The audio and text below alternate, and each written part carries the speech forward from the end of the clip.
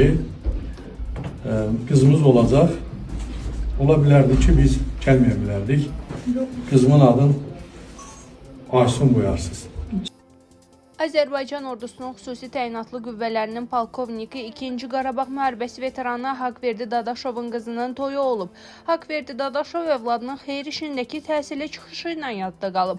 O, hərbiçi həyatı yaşadığı üçün övladı ilə bağlı arzularını yazıya almağa məcbur qaldığını deyib. Hərbiçi olduğumuz üçün tapşırıqlarımız olur. Həmişə deyirik, vətən sağ olsun. 8 fevral 2003-cü ildə yazdığım vəsiyyətnaməni oxuyuram. Xanımıma yazmışdım ki, qızımız olacaq. Ola bilərdi ki, biz gəlməyə bilərdik. Qızımın adını Aysun qoyarsınız. Şükürlər olsun ki, yazdığımız vəsiyyətnaməni Allah bizə gerçəkliklə qismət etdi. Qeyd eləyək ki, Dadaşov vətən müharibəsində torpaqların işğaldan azad edilməsində böyük qəhrəmanlıq göstərib.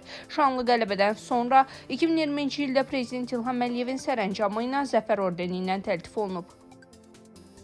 Getdiyin yerdə də həmişə, hər zaman sevinç göz yaşa. Allah səni xoşbəxt eləsin və hər zaman bizim başımız həmişə hər yerdə olur.